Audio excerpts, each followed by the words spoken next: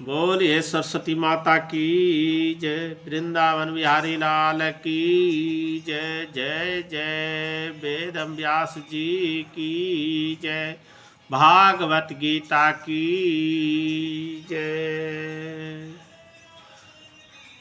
तस्माद ज्ञान संभूतम हस्तस्त ज्ञान सिनात्मन चित्तवनम संशयाम योग मतिष्ठो टिष्ट भारत।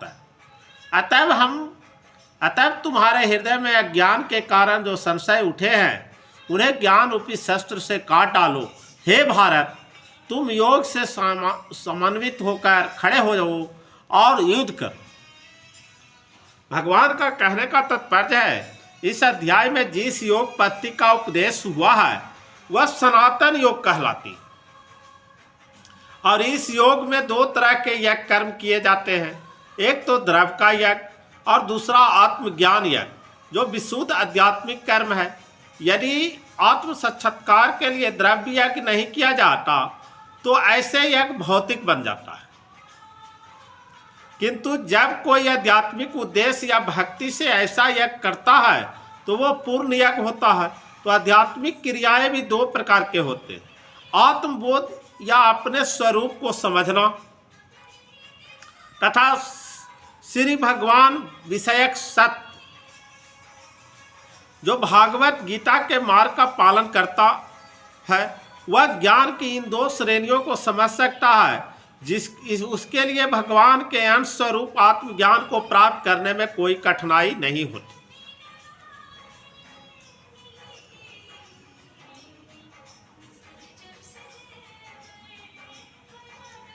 ऐसा ज्ञान लाभप्रद है क्योंकि ऐसा व्यक्ति भगवान के दिव्य कार्यकलाप को समझ सकता है। तो इस अध्याय के प्रारंभ में स्वयं भगवान ने अपने दिव्य कार्यकलापों का वर्णन किया।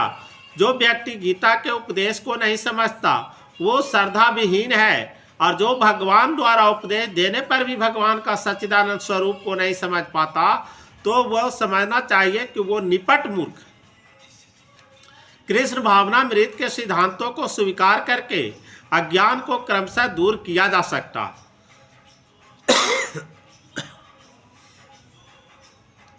यह कृष्ण भावनामृत विविध देव यज्ञ, ब्रह्म यज्ञ, ब्रह्मचर्य यज्ञ, गृहस्थ यज्ञ, इंद्रिय संयम यज्ञ, योग साधना यज्ञ, तपस्या यज्ञ, द्रव्य यज्ञ, स्वाध्याय यज्ञ और वर्ण श्रम धर्म में भाग लेकर जागृत किया जा सकता।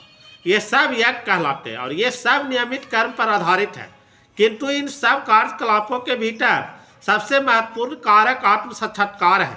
जो इस उद्देश्य को खोज लेता है वही भागवत गीता का वास्तविक पाठक है, किंतु जो कृष्ण को परमान नहीं मानता वो नीचे गिर जाता है। अतः मनुष्य को चाहिए कि वह सेवा तथा समर्पण समेत किसी परिमाणिक गुरु के निर्देशन में भगवत गीता या अन्य किसी शास्त्र का अध्ययन करे। परिमाणिक गुरु अनंत काल से चली आने वाली परंपरा में होता है और वह परमेश्वर की उन उपदेशों से तनिक भी विपथ नहीं होता जिन्हें उन्होंने लाखों वर्ष पूर्व सूर्य देव को दिया था और जिनसे भागवत गीता का उपदेश इस धराधाम में आए।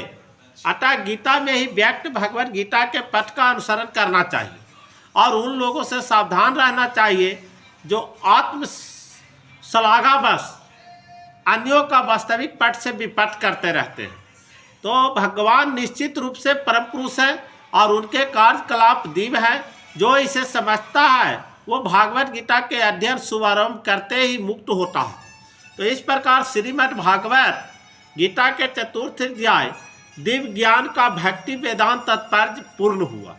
बोलिए वृंदावन बिहारी लाल की जय। जय जय श्री कृष्ण भगवान की जय। वेदम व्यास जी की जय।